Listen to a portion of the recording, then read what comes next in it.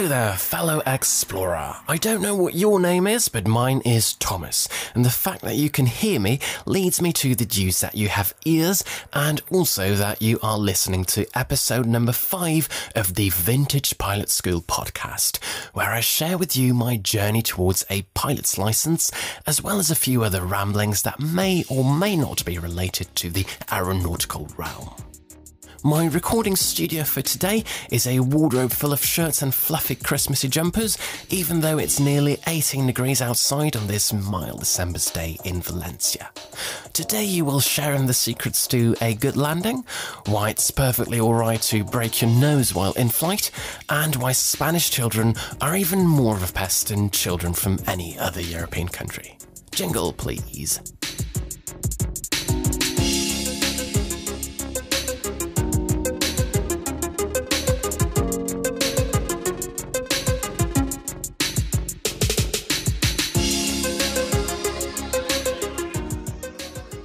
Not unlike people, all aircraft have a nationality.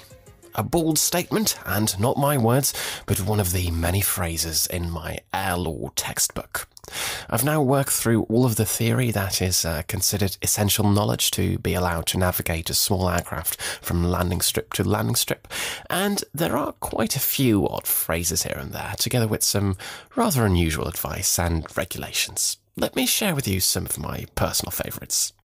For example, an entire page in the syllabus is dedicated to the distinction between so-called accidents, incidents, and injuries. And there are a few rules to these concepts that sound a bit funny. Contrary to what you might expect, a stowaway hiding in your fuselage who gets fatally injured in flight, for example, would not be considered an accident, since that injury would be in a way self-inflicted, and the fuselage is not considered, quote-unquote, part of the areas normally available to the passengers and crew. Now, I'm not so worried about any unauthorised travellers getting on board of the small aircraft that I fly, because there's barely even space to fit your lunch anywhere, but you get the idea.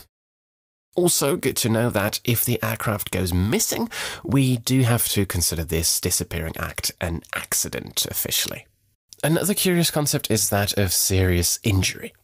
The fracture of any bone, except simple fractures of fingers, toes or nose, are considered serious injuries and, as a result, must be mentioned in a special report. So, break your nose, no problem. Break your wrist, your pilot will be in trouble.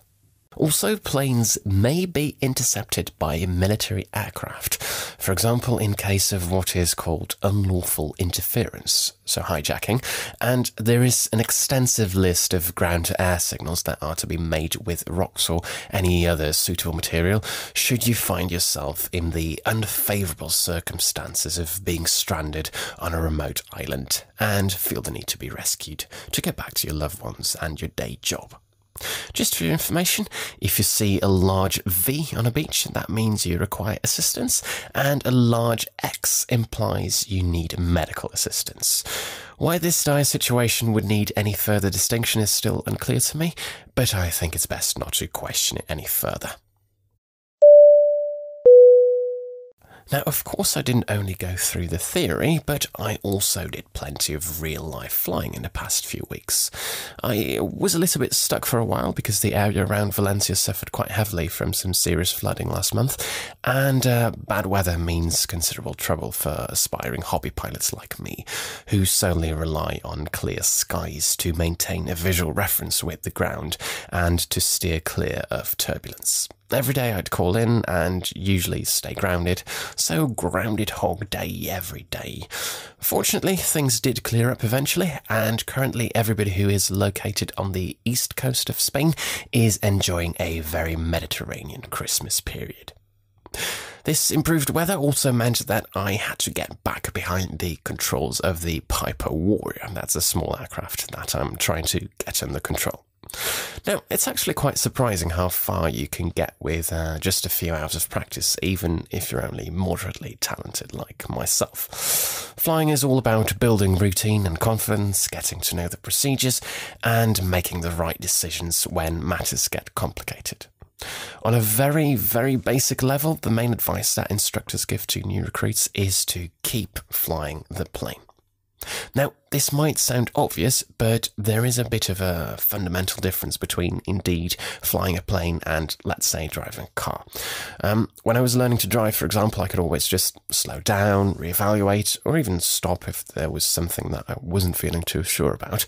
But with flying, this is all a little bit more complicated, of course.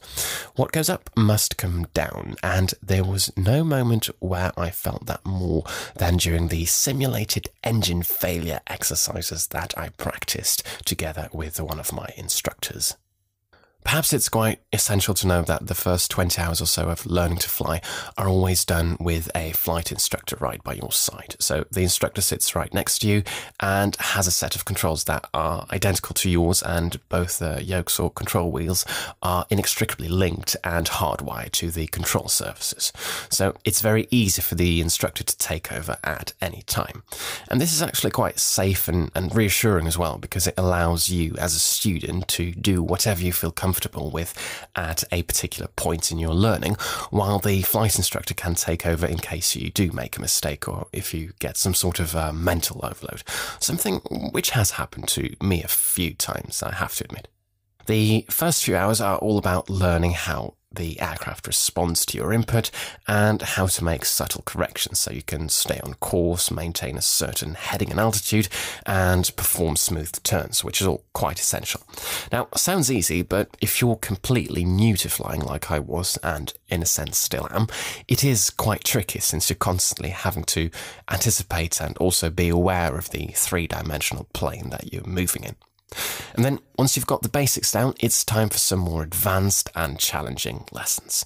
And so one of the more nerve-wracking exercises that you can come across as a student pilot is that of a simulated engine failure in flight.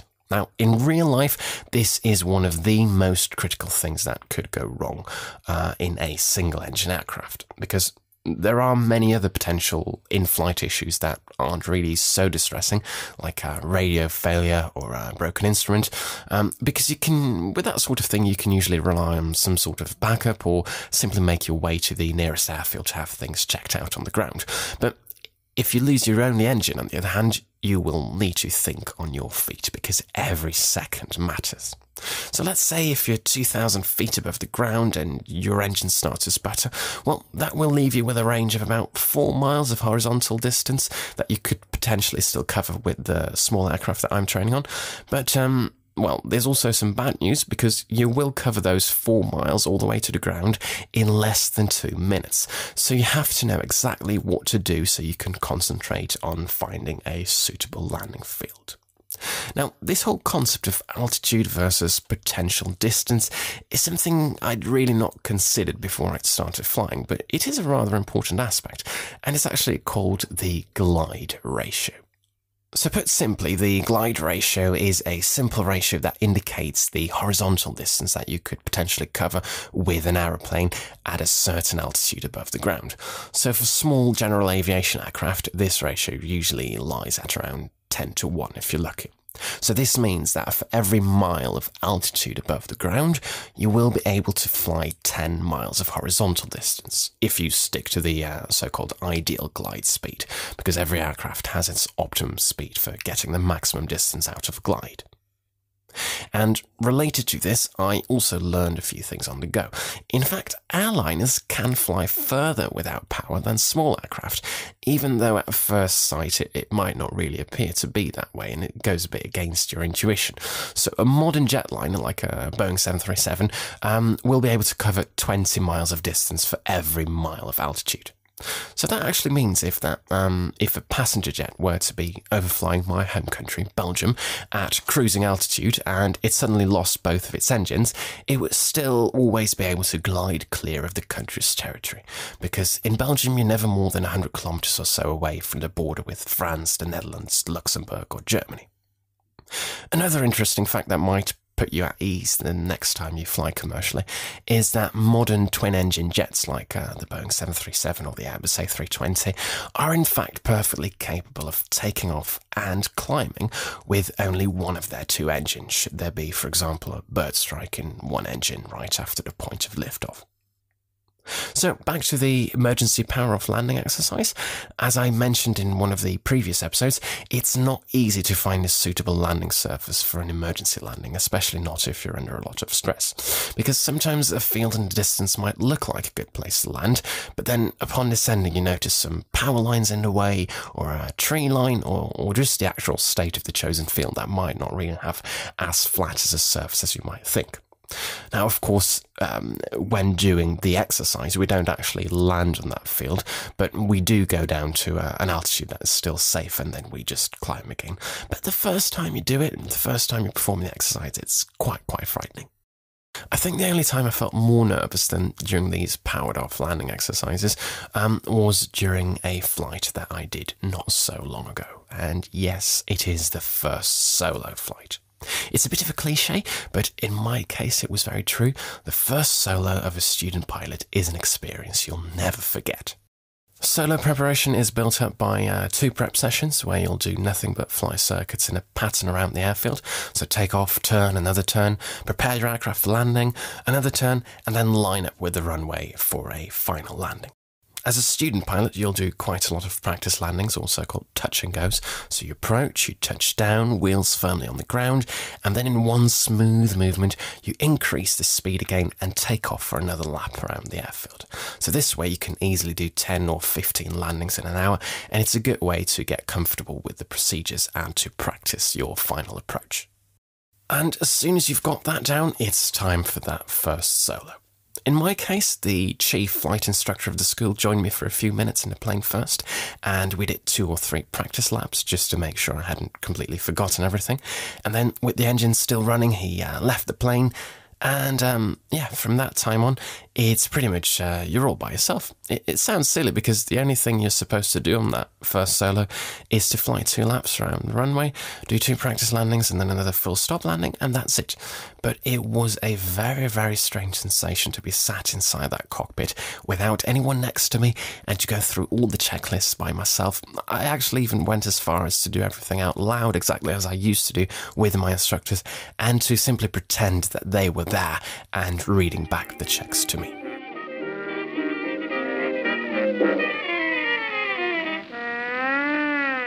So line up, check systems, report the takeoff of the radio, check airspeed at 40 knots, engine parameters green, rotate at 60 knots, initial climb out speed 65 knots, lower the nose, increase speed, clean flaps and turn. Very procedural, very sequential, very easy if you know what you're doing, but very little room for error. Fortunately, everything went quite well, and after my first touch and go, I felt very confident that I would be able to repeat the landing sequence properly, which I did. Now, my stay in Spain has mostly been marked by extremely late dinner times and, of course, the occasional cultural misunderstanding on my part. There's just a little bit of naming and shaming that I want to share with you today before I let you go to do more important things. The object of my aversion concerns Spanish children. I know children are unspoiled souls, the leaders of tomorrow, and I will not deny that they undoubtedly bring lots of joy to every parent's life. But I have a confession to make. I don't adore children like so many people do, though I don't know whether my own immaturity is to blame for that or if there are any other factors at play. Now, I find a few minutes up to an hour with a toddler rather a charming experience, but please do take your infant human back before it starts to remind me too much of how silly and clueless I was myself when I was 5. Now, I've travelled through roughly half of the countries in Europe, and based on this very representative sample size, I have decided that of all nations on the continent, and I'm not including Britain, because they decided they no longer wanted to be involved with the real world, Spanish children are, broadly speaking, by far the loudest bunch you can imagine. If Spanish children were a domestic appliance, they would be banned from production by a European Union noise directive. It starts at a very young age, actually, because Spanish parents actively introduce their children to the craft of talking very loudly by setting a bad example at talking at elevated levels during dinner conversations, at the supermarket, or just to themselves. So the point where I usually feel like I want to call the police to prevent any physical abuse after a heated verbal domestic row usually means nothing more to them than a quiet, near whispering conversation. So of course children start copying this behaviour at a very, very young age, and that is why the local playground right underneath my bedroom window can sometimes sound like a child soldier's war zone at times. Now, this wouldn't be so bad if only Spanish children went to bed on time. But no, they don't. It's perfectly acceptable for those juvenile audio crime delinquents to keep going until, well, around midnight on the weekend, 11 on a weekday if you're lucky, and that is also why sleep deprivation is one of the larger health problems in this country. Now, Spain is an hour ahead of its natural time zone, but that is no excuse for a 3 p.m. lunch and a 10 o'clock dinner. I've considered starting a petition, but since I'm not really in an expat zone of town, I don't think I'll be able to convince any other people to sign. So I know I'll have to remedy this with my go-to sentence for any fragile relationship that needs cheering up. It's not you, it's me, and I will try to work on it.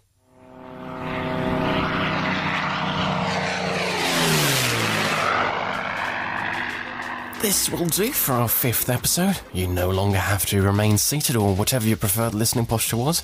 As always, constructive feedback is most welcome. Make sure to subscribe to the Facebook page and to the podcast on Spotify, iTunes, or wherever you usually get your podcasts from. And share it with your friends, family, housemates, or your pet monkey. For now, goodbye.